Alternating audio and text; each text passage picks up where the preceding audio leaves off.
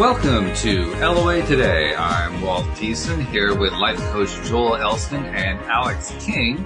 Today is Thursday, April the 25th, 2019. It's 8 a.m. in New York. It's 5 a.m. in Los Angeles, 1 p.m. in London and Sydney, Australia. You're at around 10 p.m. Wherever you are in the world, thank you for joining us for another episode of LOA Today, your daily dose of happy.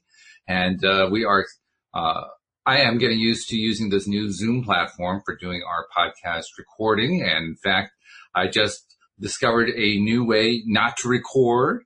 So, okay, here we go. All right, so we turn the recording on. It's a little bit late, Hey, I'm getting used to this thing. What can I say? It's cool. It's cool. It's cool, yeah. So, yeah, we're off to a good start here now that we have a recording going. Joel, how you doing? We haven't talked in a week, but you sound like you're bright and chipper this morning. Yeah, things are well as they normally are. So we've had a great week, and it's hard to.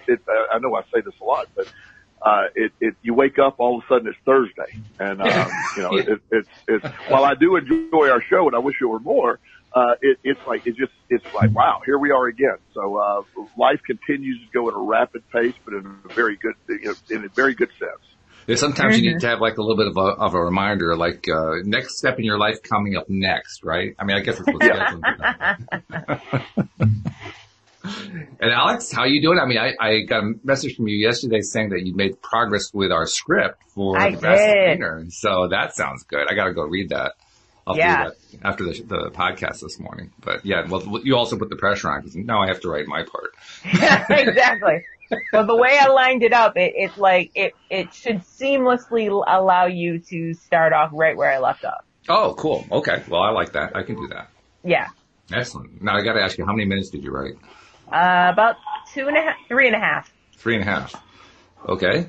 Well, this may be actually easier to merge in than we thought, but that's another story. We don't want to bore people with that because they don't know what we're talking about. So speaking of what we're talking about, what are we talking about today? We need to have a topic. We need to get started with something. So let's see. I have a suggestion. Okay, go ahead. Okay, so social media, major thing. Yep. So I follow Will Smith on social media. Okay. And he has blown up. Like he just started Instagram like maybe 6 months ago, and it's so powerful and so amazing to watch, and the things he does, and his turning 50 and all this stuff. And the other day he made a post about effortless manifestation. Ooh. Yeah. So he had this, I mean, it's Instagram, so you only get a minute to talk. But right. He's on this journey to figure out the difference between flowing with the river and fighting against the truth. Ah, that's an Abraham concept right there. Is it? Yeah. Yeah, well, that's one of their more famous metaphorical story thingies where they describe upstream versus downstream. Where you're paddling upstream and you're working real hard because that's the direction you think that everything that you want is located. And what you don't realize is if you just let go of the oars and the boat started to turn around the current, it would take you right downstream to where everything is that you're actually wanting. Right. We do talk about the flow of the river a lot. Yeah. Yeah. So that's the same concept. Now I'm wondering if he's an Abraham follower. That is an Abraham story. I don't know. He doesn't bring it up, but that's just like, I don't know if he's trying to make it seem like, well, I'm trying to do this whole new thing, so this is my idea. Like, I don't know. I just, fell asleep and came up with this great idea. Well, maybe he's channeling Abraham. I mean, that's what Esther's job is most of the time. Who knows?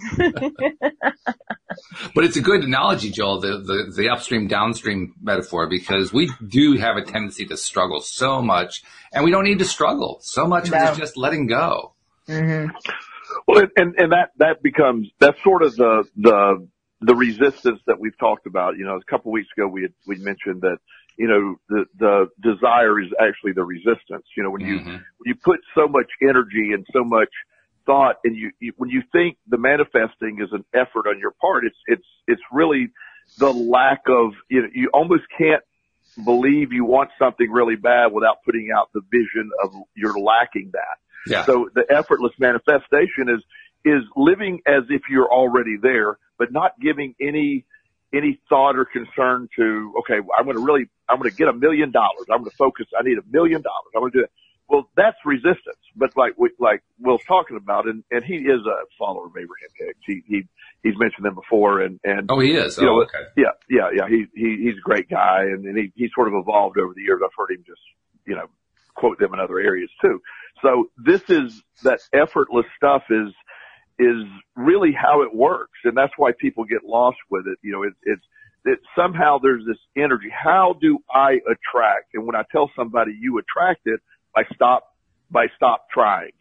Your energy to attract it is the opposite. What you're doing is you're living as if that's what you have. And your emotions and gratitude are attached to that. And this was I was actually on a panel the other day it was an addiction panel, but it sort of went off into the law of attraction. And we were talking about, and I really explained, and everybody responded real well to this. Positive thinking is not the point. Positive thinking, it leads you to the point. Positive thinking is, it's great. All day positive is great. It doesn't change anything, but it's great. It's a start, because a positive mindset, what you're doing is, I'm living as if this is what I want in life. Then the positive thought to it is the emotion that you're attaching to how you're feeling. So the law of attraction responds to the vibrational emotions. The emotions each have their own vibration. So positive is what you're reinforcing. It's the most simple to control. When you really live in a point of gratitude, you're feeling good. It's an overall view. So if you're viewing that, and I'm living the life that I'm living, I wake up every day, I have an abundance, I have great health, I have all this other stuff. I'm really positive about that, but I'm not spending my energy focusing on, okay, today I'm manifesting a bunch of money. No, but you're just saying I don't have it when you do that. And that's what it's almost like when I know a couple that I was working with, not my. Uh-oh. We lost Joel. Joel, where'd you go? Your voice went out. Oh no. Oh, there you are. Oh, there you are. Yeah. And so that was a really big moment for her. She's like, well, Joel, that's, I really want to get pregnant. I go, yes, but stop with that. Go somewhere else. Let's look in a whole nother direction. Take your focus and energy of really desperately wanting to get pregnant because you're desperate to do it. And, we helped them develop a different mindset, real positive, what great parents we are, and all this other, is just living with that, but stepping away from that. And within a month of them stopping really hard trying to get pregnant, she got pregnant with twins. Ah, wow. Yeah. Wow. Twins. Yeah. Yeah. We overshot it a little bit, but within that, you see that I hear all the time, but Walt and I had a call or an email probably 6 months ago. And the gentleman, really nice gentleman, he was thankful for the LOA today and was talking about, he said, I don't know why I can't manifest more money in my life. And then he goes on to say, now all the other areas of my life that I'm not focusing on have improved greatly.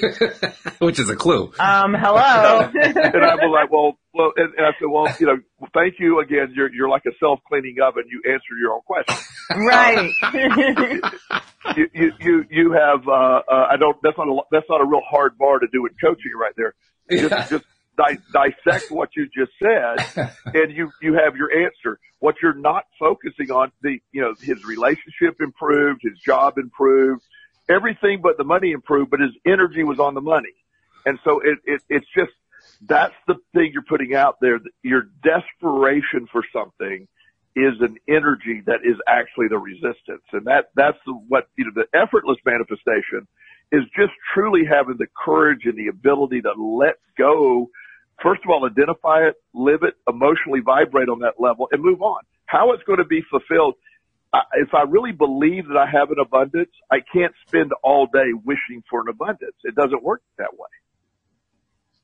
That's true. Yeah, in fact, it's also one of the most frustrating things, really, when you come down to it, because you think that you're putting out the signal. Yeah, I want this great thing. I'm going to attract this really great thing. You don't think you're putting out lack, at least initially. Right. I mean, after a while, you kind of get the feel that, yeah, it's a different vibration from the one of actually having it. But initially, that's not the way it feels. It feels like, yeah, I'm putting out there, this is what I'm trying to attract into my life. And that can be pretty confusing. Yeah. Yeah. And that's my world when once I stopped the focus on it being about money and cause money was my struggle for many years. And, I changed I learned about my energy vibration. I started practicing law of attraction. Well, everything else in my life I was feeling better. I was able to defeat depression, anxiety, but yet I got to a point where I always had enough money, but it was always barely enough. And then I realized, okay, this is better, but what am I doing? Because 90% of my thoughts during the day unintentionally were about a lack of money. So the resistance was there. I have a friend who's freakishly wealthy. He's close to worth $1 billion, and money is nothing to him. He laughed the other day. He got some dividend from a company he invested in 3 years ago. He made like $17 million. Oh, is that all? And forgot he had, he forgot what he had. Oh God, I forgot about that. I'm like, it's an awesome day. Oh, he made $17 million in something you forgot about, but his net worth didn't change any really because of that $17 million. So money is nothing to this guy, but his relationship, well, trust me, he is, because that's his problem. It's the relationship stuff. It's just constant drama and all his energy is, I got to find the right woman. We got to be in the right situation. And he ends up, it's ironic. He ends up with the same woman. They have different names, but they look identical and all have the same behavior over and over. And he's always stressed out about it. And,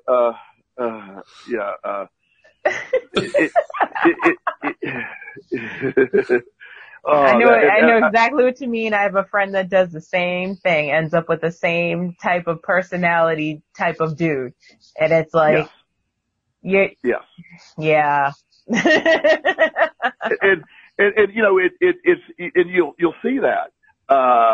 It is really important when we engage in, understanding just what Will Smith talks about, what Abraham Hicks talks about. It's the other side of it, because you hear in the beginning, positive thinking. And it is. It's a part of the process. It's part of the construction of how you tune in. And positive thinking, there's people who use the law of attraction equally effective in a negative manner, not mentioning any particular politician or anything. The negative energy it can create a negative vortex as well. And it does, but once you learn to do either way, it's just a way to get the law of attraction to get you where you need to be, or what you're wanting. So, but when you understand by attaching the emotion that you claim you're after to something, if I have an abundance, I live in abundance, I have incredible health, I have a great life, I get up every day believing that. And now that doesn't mean that every day goes perfectly. That doesn't mean that there's challenges in every day. I understand all of that. I don't have to fight anymore, all that stuff. It just magically comes. And once you understand it, it changes how you do it. But that's why people who spend a lifetime in, it might be all categories, but we have, I know people that have money challenges that always have money challenges. I know people that have relationship challenges that always have relationship challenges. It's just always the same. People have health challenges. They always do. I don't know if you watched the movie Heal. It's on Netflix. It's a documentary, actually. I really highly recommend it. It's basically law of attraction about health. And, it gets into that. It's people have these chronic stress related conditions that they've been diagnosed with 50 different things over the past 20 years. And once they stop with the focus on that and focus on the health, focus on the getting rid of the stress, amazing they have healing. So all that energy is that redundancy in what we face You got to find the resistance in it, and effort. And not to take away from Will Smith's brilliant statement that he stole from Abraham Hicks. And if that does anger him, Will can actually email me, so we'll be good there. But what you're doing, real manifestation is always effortless. That's the answer. It's not, they didn't like, oh, here's a hack to it. No, this is how you really manifest. It's an effortless effort by putting the emotion matching what you're after. So what do you think about what Neville Goddard used to teach about it, summed up in his phrase, assume the feeling of the wish fulfilled? Yeah. In other words, getting to that feeling place. That's the point. The positive emotion is matching what you're trying to do. You're living as if. Mm-hmm. Early in my recovery from addiction, one of the first people that I had met is a sponsor. They call them the 12-step programs, and they give you advice, they talk to you, and they sort of walk you through everything. And it's one of the first things he told me, and I was a train wreck. My life was a train wreck at the time, in all areas. And if I found a new area to mess up, I was going to do that. So, trust me, this was a 3-ring circus would be an improvement. It was terrible. So he told me one day, he said, Joel, why don't you just act as if you're a normal, productive human being?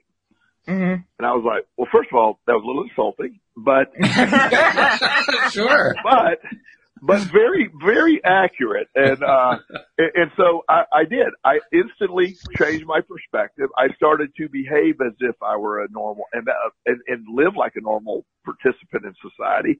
And started doing the right thing. And shockingly, that became the thing. Now he wasn't talking law of attraction, but that was the groundwork of me understanding how I could live as if. And when you live as if you what you want, that's how you bring it about. I have a young man, he's from I don't know, some country and he's a minority and he has all these things.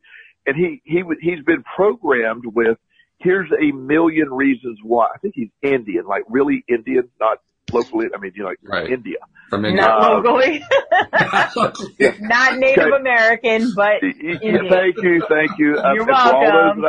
All those I insulted, please email Walt at LOA for your complaint. So anyway, with that, he's a really nice guy, but he had all of these reasons why it wasn't going to work. I'm here on a certain kind of visa and I can't do these things. I can't do these things. These pressures of me, everybody stereotypes me. And I go, you're right. You can't.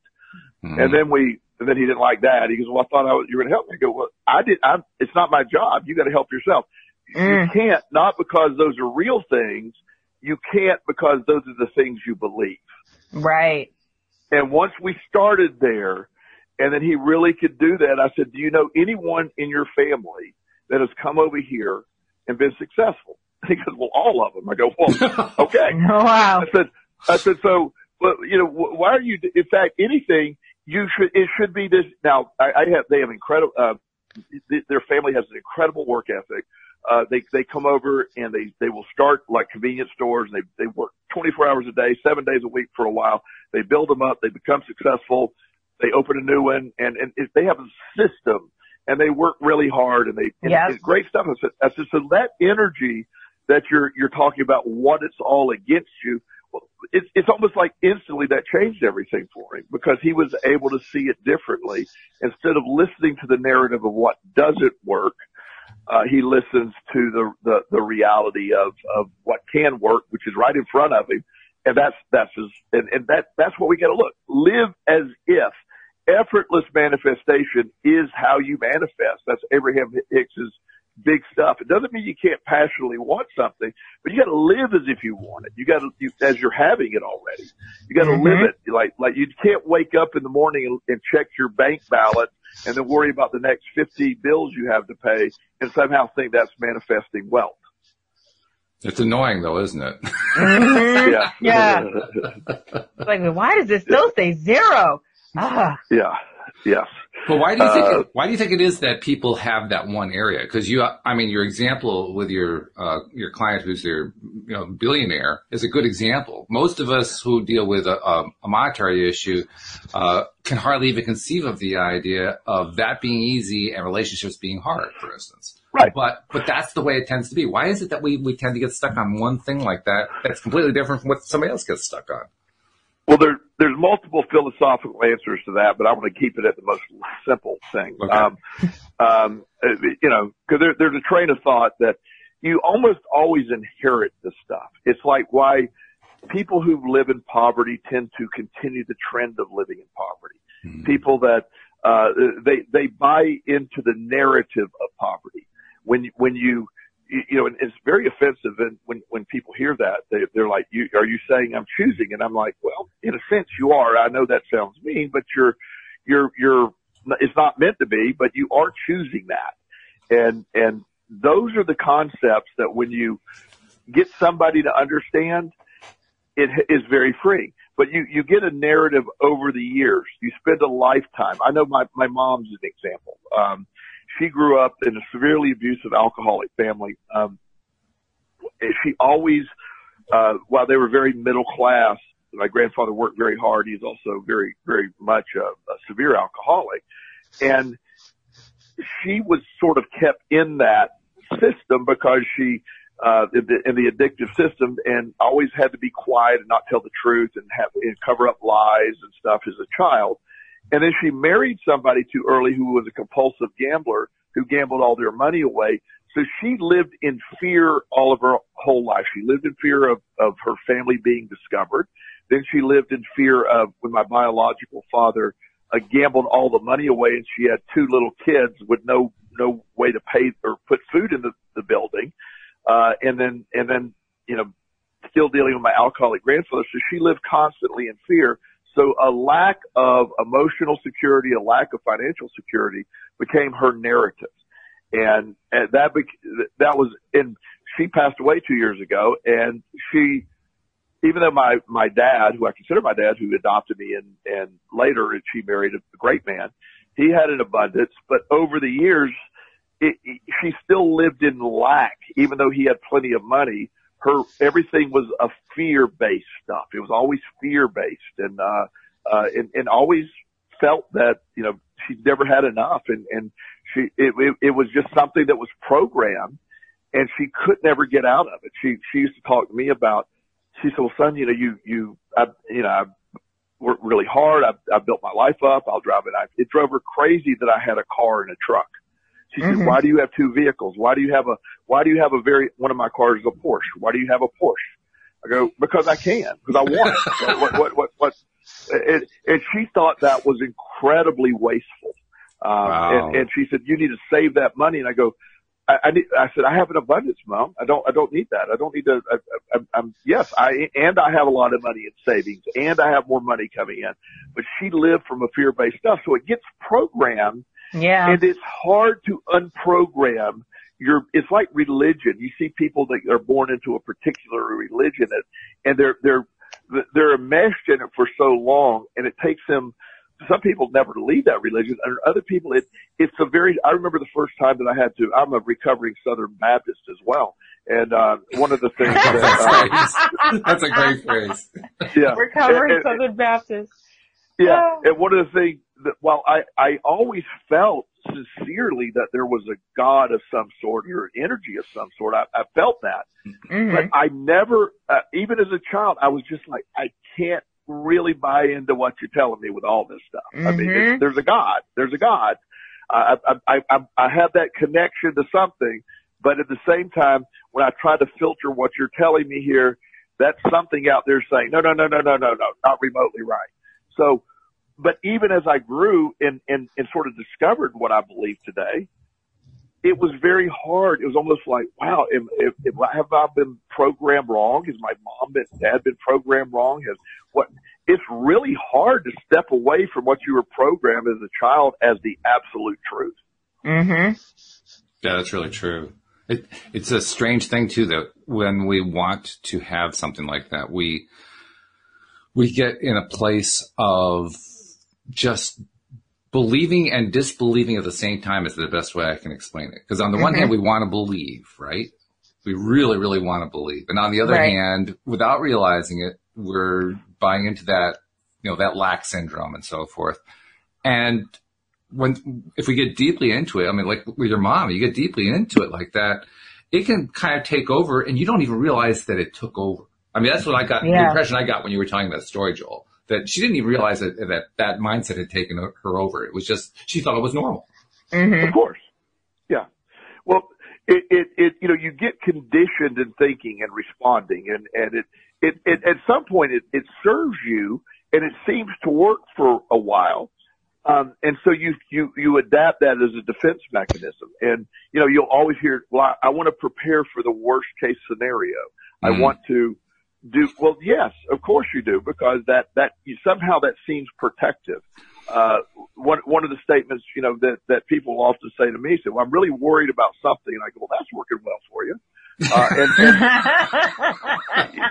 You can always count on Joel to just lighten up your day, I tell you. Yeah. Well, but when you get him to see the absurdity of it, worrying is truly like praying for what you don't want. It's just simply bringing about, and anxiety, I happen to believe, being in the field that I'm in, anxiety is the culprit behind so many things. First of all, that's that movie Heal I told you about on Netflix, but it's also anxiety is what trips up the law of attraction, because the anxiety is an emotion that is a vibration itself. And so the law of attraction goes, this person really loves anxiety. Let's give them a lot more. And that's how it works. And that's what most people, so I'm worried about this or I'm worried about that, is almost always the underlying cause of the resistance. And anxiety is a very strong emotion that has a very specific chemical release within the body. And it's such it can be debilitating, and it's sort of the go-to emotion that it served us well years ago, when we were fighting the saber-toothed tigers and the dinosaurs, but it doesn't apply anymore. Good thing too. I'm glad to hear that. Yeah, absolutely. One of the things that Cindy Chavez likes to point out, and I think she's absolutely spot on, is the idea that stress is really kind of like our politically correct term for fear. And that what's really going on whenever we're feeling stressed is feeling fear. So tying that into what you were talking about there, really any time that we're noticing that we're stressed, that's kind of a time to notice that not only are we feeling fear, but we're focusing on lack. And that maybe that's one of the best ways to climb out of this little trap that we get ourselves into of not realizing that we're putting out the wrong signal. And that, I love that statement. That's really solid. The concept that, there's a psychiatrist that said, I wish I could remember who said it, but I love this. He said, the anxiety isn't about the future. It's not really even about the fear of the future. Anxiety is trying to control the future. It is when you put something out there, it's sort of like with the law of attraction. I want to manifest $1 million and I'm going to go do this.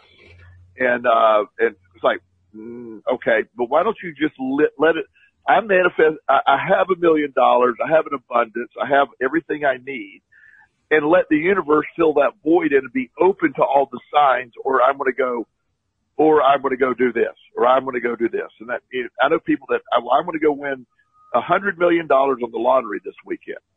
I said, well, I wonder if anyone else is thinking that as well, or it's just like okay, you within that you're limiting the universe to, or the manifestation process. You're limiting that to a 1 in 300 million chance. So you really place great restraints on the universe, and that's what. But when you allow an abundance to come, and you allow it to creep in, then it becomes huge momentum. And then one day you wake up and $17 million appears in your bank account, and you're like, where did that come from? And that's how it works. Yeah. That must have resonated with you, Alyx, because you've mentioned previously that you've been diagnosed with anxiety and that you've been dealing with that. That whole idea of anxiety being worrying about the future, that sounds like it makes sense to you.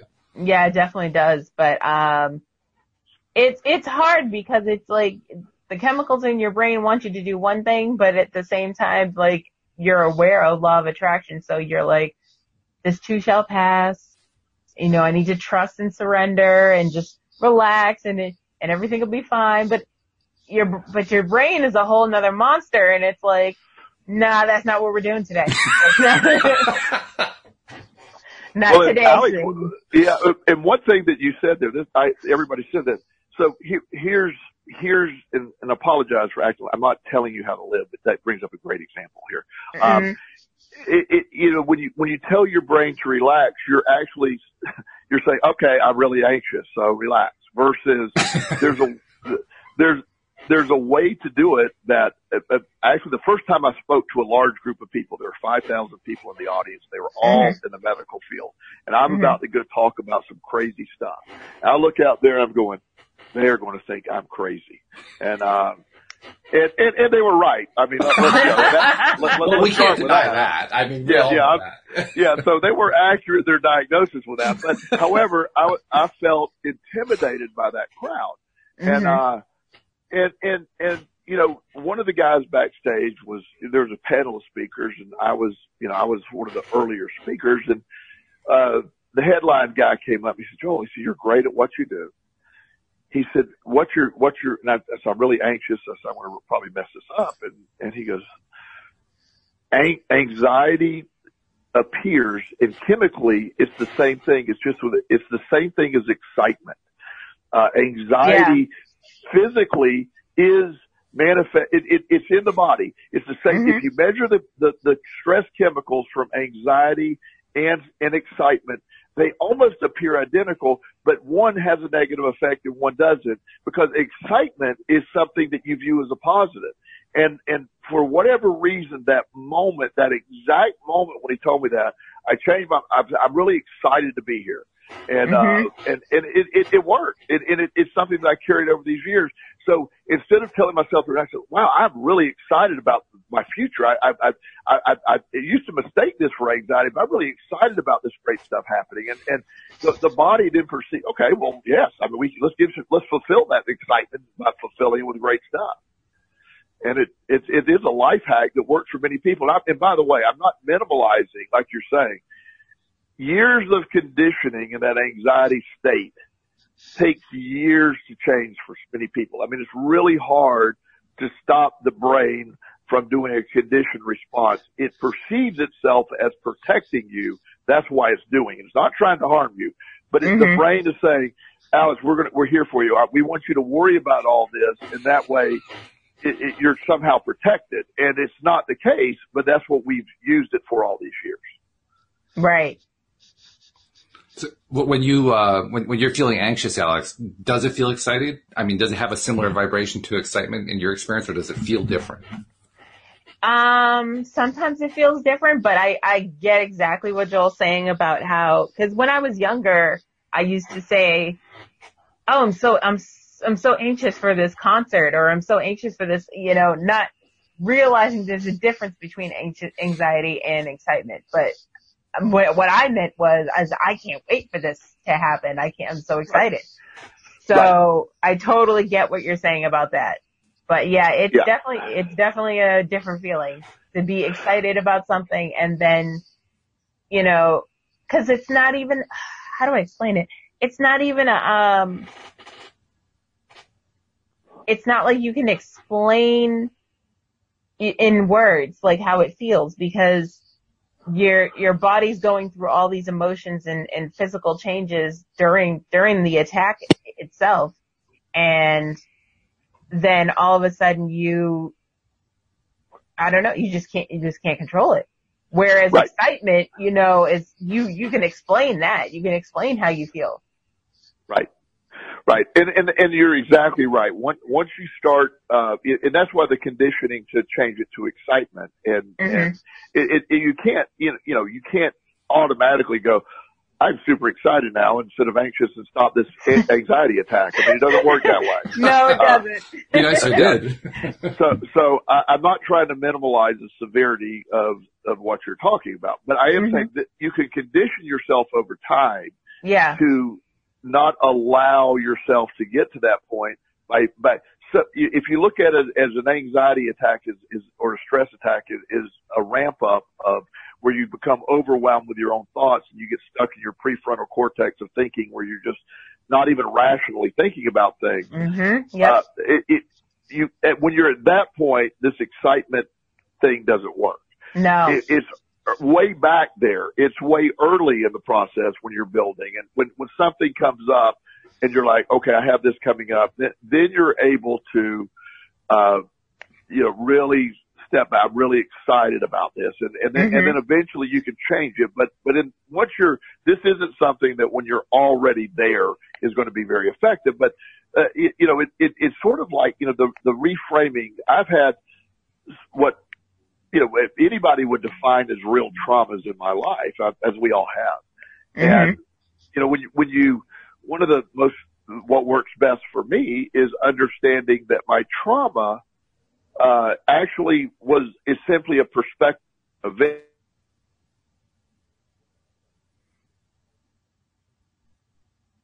Uh-oh, we lost Joel again. Who's his phone carrier? I don't know. Joel, I think you need another carrier. That's all. Different internet connection. This isn't working. Here he comes. Okay, did you hear me? I'm sorry. I have no idea what happened. I think my phone rang for some reason. I don't know. Well, that'll do it. Every time. So, so we lost all that part, the way the phone was ringing.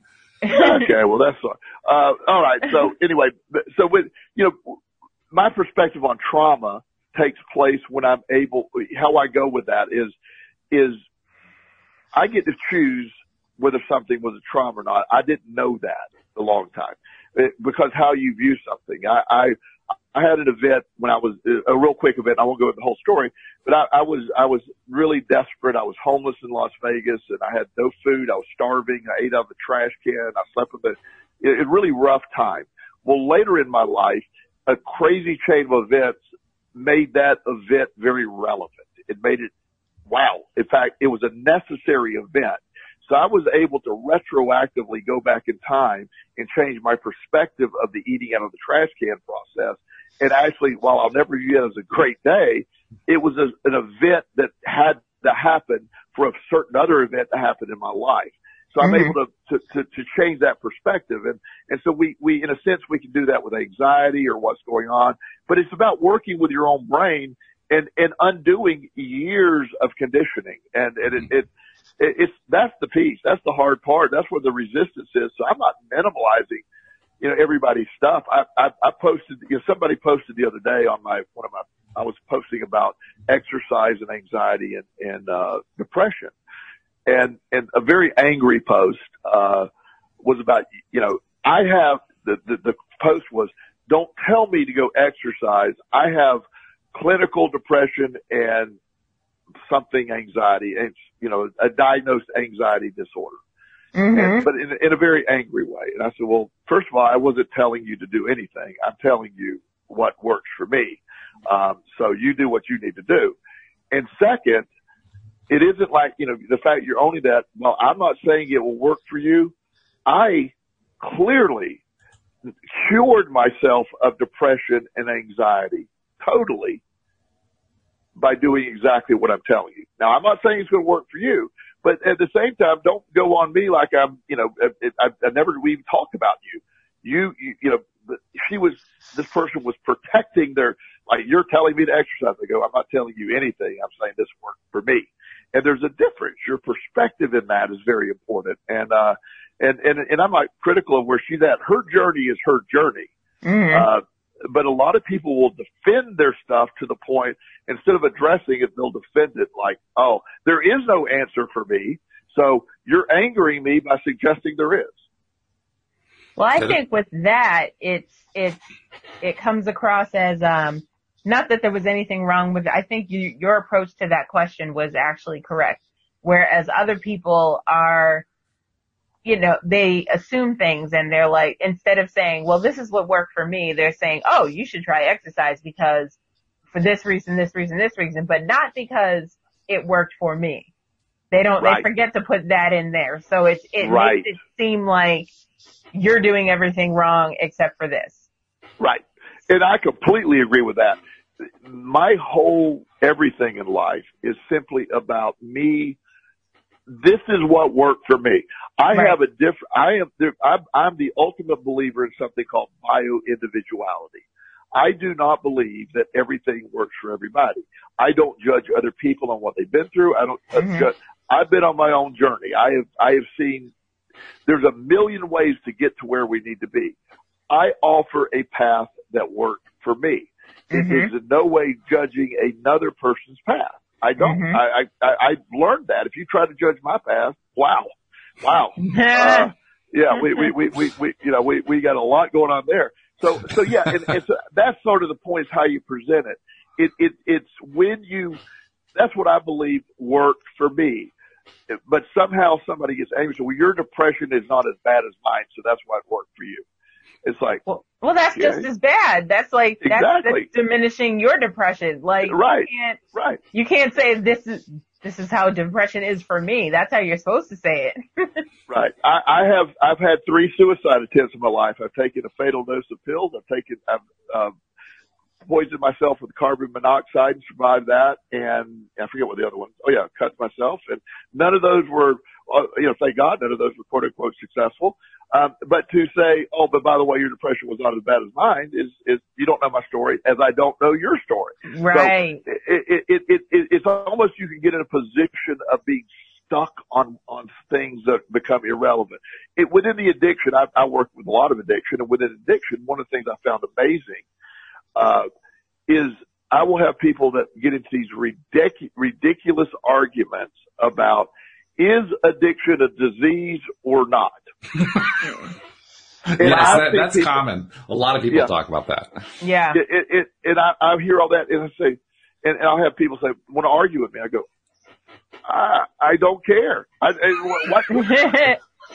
does it matter? Why the name? Why do we have, you're doing something that's not great for you, and you will die if you don't stop. So let's stop arguing the minutia, and let's address what's going on with you. And, right. But that's the thing that happens. We get way off track where we're at, and then we got to come back to where we need to be. Our individual journeys and what works for you, and not getting caught up in all the other stuff. Mm-hmm. It's so easy to get caught up in that other stuff. Isn't it interesting how there's a perfect example of how 2 people dealing with a similar situation, in this case the example was depression, 2 people dealing with depression can actually fight their way to the bottom. Like, oh, no, my depression is worse than your depression. Right. As if that was somehow going to make it better. Yeah. That'll make things all better. If my depression can beat your depression, I will be so much better off. Well, I'd be like, I'm sorry, what's the prize here? Yeah, exactly. What's the point? And that's where, in my office, I was been a year or 2 ago, and I had this family, and one of my topics is victimhood and how you get stuck in the role of victim. And within the family unit, you'll often see, one child, you say there's 4 or 5 children in the family, and there's this one child that always feels he or she is the victim. And, so I was working with this family, this one member of the family was just very much a victim. Everybody was out to get this person. And this person, in the middle of our meeting, literally stood up, pounded my table, and goes, I don't want anybody to forget I'm the victim here. Wow. God, wow. And I self-proclaimed victim. Got it. I said, noted and agreed. Yeah. And I said, and that's the answer to this whole problem. You have accepted and embraced the victim role. And you go, no, don't turn this on me. And I go, oh, of course, you're the victim. Nothing can be turned on you. That's right. And so it was the most definitive moment, and it actually helped the parents to see, oh my God, we have bought into this. We treated this child as a victim, and they're behaving as a victim. And now that the person is time to launch in the world and try to go do this, is debilitated by our treating this person as a victim. One of the most awesome things that I've ever experienced in my life was years ago. I used to work in group homes, and I used to have managed several different group homes. And one of the things we would go talk to families who had disabled children. And this is, it was, you'd go into the community and say, look, we offer these services that, you know, and especially when the kids get older and like into teenage years are hard to deal with often.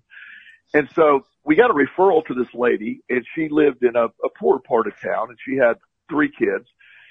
And we showed up to her house, and I said, you know, I'm so-and-so, and, you know, I work for so-and-so group home, and we wanted to let you know that social services recommend we come talk to you. We have a home not far from here. She goes, okay, why are you here? And I go, well, for your son. She goes, well, what's wrong with my son? And I'm like, well, I mean, you know, I see your son, and how do you?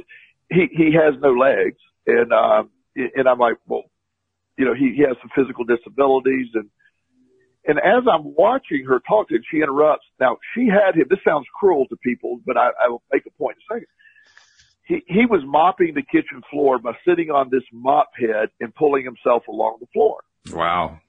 And she said, you missed a spot. And I was like, oh my God. Okay. And at first I was like, sort of like, wow, this is not in the right direction. And then I realized after watching her interaction, she told her brothers, you guys need to go play basketball. Take your brother and you guys go play basketball. They put their brother on their back. They walked down the basketball court. And she goes, now what are you guys here for? And I go, never mind. I said, we're at the wrong place. I apologize. I said, well, she did not treat that child any different than the rest of the kids. If that child, and again, different times, but if that child needed a slipper upside the head, he probably got a slipper upside the head. I didn't see that, but all the kids got slippers upside the head, so it's probably what happened. And the kid didn't view, and he's a very functional kid. He just lacked legs. And, now we did hook him up eventually with some prosthetic legs. That worked out great. But the point was she wasn't viewing it, and the kid didn't view himself as a victim, and he had just as many chores as, and the other boys, they would get in fights, and nobody ever said, by the way, your brother has no legs. It didn't matter. Right. And that's how the world should be. It is. And this was an amazing, resilient lady. And it dawned on me, I go, why are we here? And it started my journey of understanding. Wow. I wish everybody was that. And again, I'm not about, anyway, if people need assistance, there's no way I'm suggesting they don't. But don't debilitate them by stopping them from achieving what they're able to achieve. Mm-hmm. Especially with a kid who's developed that perspective, with the help of his mom apparently, that perspective that he was a perfectly normal kid. I was just going to say that. It's all about perspective. His perspective did it. Yeah. And all of this is about perspective. So when we talk about how anxiety becomes entrenched in where we're at, it is it very much is an effective, sort of thought to see, yes, this was a perspective that was handed down generationally. It was a coping mechanism that often is, you'll see that families that worry tend to worry, and, moms that worry tend to pass that down. And that energy vibration I talk about is very real. And when you're around anxious people, you unintentionally are you're picking up that energy. One of the probably best example I have, I was driving through with my son Chris, my middle son Chris. We were in the middle of North Carolina, and I was going through this unbelievable storm. I mean, I could barely see, and it was terrible. And Chris looked over at me and he goes, "Are we going to be okay?" I was like, "Well, I don't understand." He goes, "Of course we're going to be okay." Well, I was up on the steering wheel. I was really intense. He picked up on my anxiety as we're driving through the thunderstorm. Mm-hmm. And I didn't realize I was putting that out there. And so I relaxed my posture and took a deep breath, and then he was okay. But the energy I was putting out was making him anxious. Well, imagine spending a lifetime with that energy and then trying to deprogram it or reprogram it or remove it later on. That's how it happens. Mm-hmm. Wow. It's amazing how we have such an impact on people. I mean, there's an example of having an impact on somebody without even saying anything. Yeah. You just do it through body language. Mm-hmm. Right. And body language and that energy vibration. I may have mentioned this on the show before. Quick as I can tell the story, my mom was visiting my sister. She used to go sit with the dogs all day, while my sister went to work before my mom passed away a couple of years ago. And she would go there. My sister had this bulldog. It was very real rough and tough, very cool little bulldog. And then I stopped in. My sister was working. I was visiting in Florida. I stopped in to visit my mom, and the dog was sitting in her lap, and my mom used to rock all day and chew the side of her lip and read. And I'm looking at the dog, and the dog's just shaking. I'm like, what is going on? And I realized my mom is probably the most anxiety-filled person I've ever met. She spent every day looking for things to worry about. And the poor dog became this anxiety-filled mess just by picking up on her energy. And she had no clue. And dogs are very receptive to your energy. Yes, they are. Very receptive. And so that's why I think that you saw that. And that, I was almost, if I could have filmed it, I would have as an example. That really would have not gone over well with my mom. But it was so evident that dog was just clearly sitting there all day with my mom, just whatever my mom's worry would be, it just would pop into her head. She worried all day, every day for years. Mm-hmm. Wow. And you know a little bit about the receptiveness of dogs, Alyx, because you got two of them as service dogs. And their job is to do exactly that, right? Well, the thing is about Rusty is,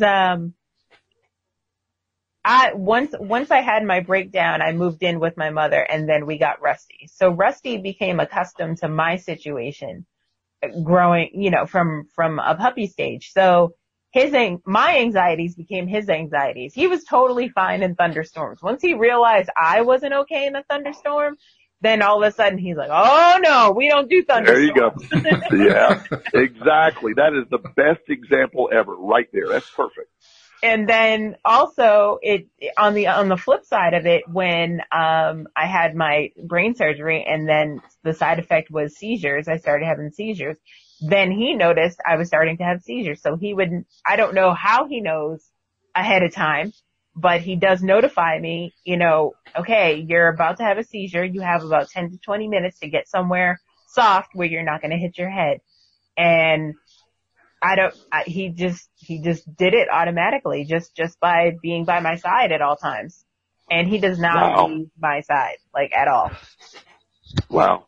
And that goes so deep how they can pick up on all of that. We are energy. That's all we are. Mm-hmm. And dogs pick up, animals pick, I didn't know all that about it. Now, congratulations on just being so in tune with all that. But and congratulations to the dog. What an awesome dog to be able to do that.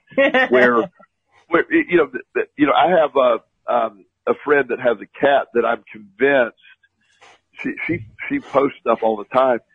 And this cat picks up, this is getting way out there, picks up like spirits or whatever, because it'll be in the room. Oh yeah, they do that. Yeah. Start looking at it it's like one moment it gets, riled up and hisses at the wall. And then the next moment it goes over there and sort of rubs up against the wall. And it's like, wow, I wish I could see what that cat was seeing. But it's a normal cat. It's just, they're much more in tune because they haven't blocked it out. I mean, we've been told none of that's real. So we I think we have shut it out of our filter and we don't see it either. And humans aren't as intuitive either of that stuff, I believe. But the energy vibration of when you can live your energy and that you're trying to do is when you then that's when your energy matches and is congruent with what you're seeking through the law of attraction. That's the $1 million answer right there.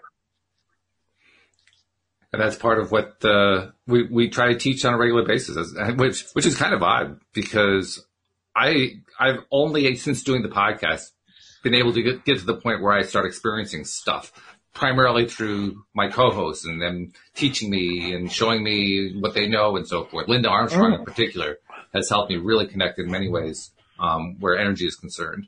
And so I actually get to the point where now I'm feeling it. But I have to admit there were times I felt like I was kind of a fraud because I'm talking about all this stuff with people and I wasn't ever feeling any of it.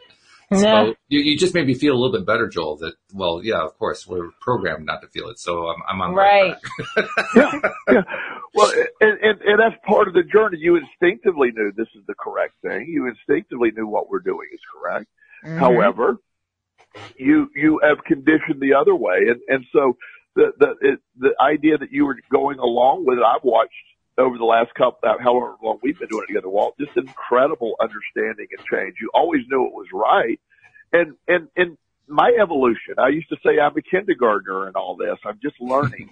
And, I'm probably, I don't know, I might even be in 10th grade by now, but at that point, you know, there's still a lot of stuff. But sort of, it becomes so part of you. You know, and then it becomes your new way of thinking, and that's what that energy is. My job or my feeling is, I'm not there to make you see it my way. I can say, here's what's worked for me. And I'm also very open to the idea of here's what works for me. Because what you're believing works is what works. And, that's the exciting piece. It doesn't always have to be the same thing. That's why, you know, I have friends that do tuning forks and stuff, you know, vibrational stuff for the body, all great stuff. And they're like, well, and I'm like, okay, it's great. I don't know if I could sit there for 45 minutes while you tune me with the fork, but, you know, my ADD is not going to allow that to happen, but, one day maybe. One day maybe, yeah. Oh, that's funny. That's really good.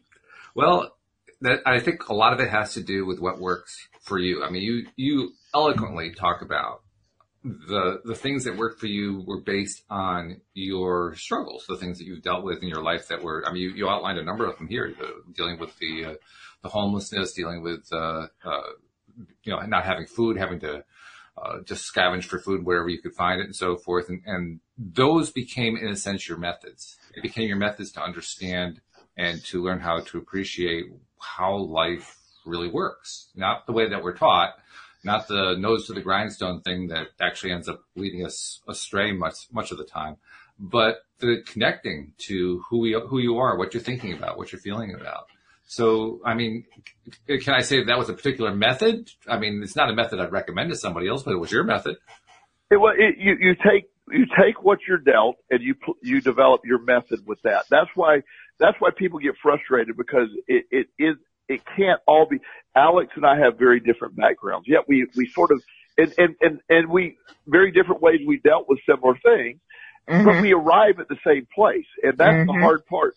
You know, like I learned to flip struggle upside down. I use struggle as a tool. Struggle is great for me.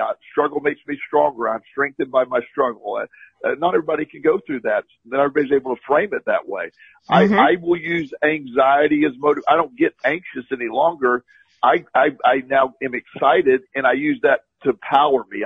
It's sort of like in the keto diet. You're using fat for energy. Well, in the anxiety diet, I turn anxiety into energy, or I don't allow it to be a defeating mechanism, since it's creating a fight or flight response in my body. If I do have something like that, I set it up where I go fight in a positive way using that energy. And that doesn't work for everybody. There's by no means that's the bio-individuality.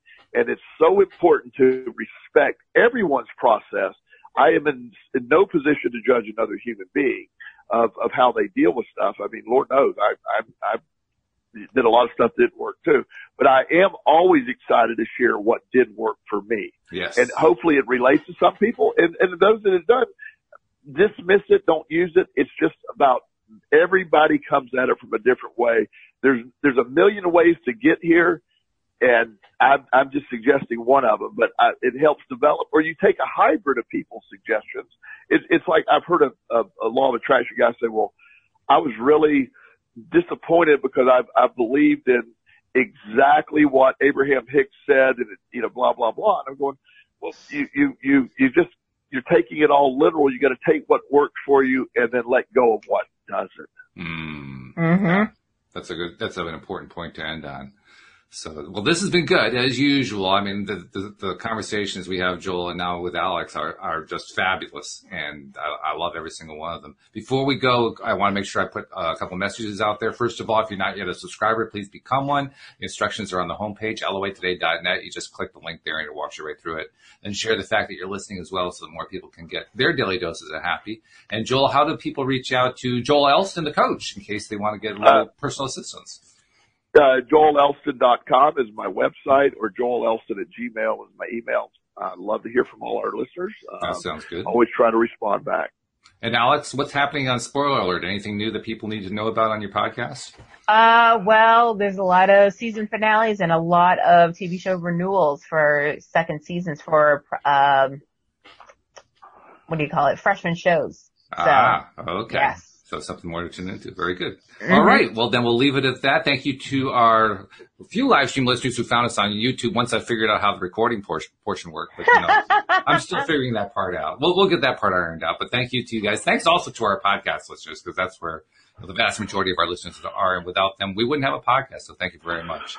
And we will see you all next time here on LOA Today. Goodbye, everybody.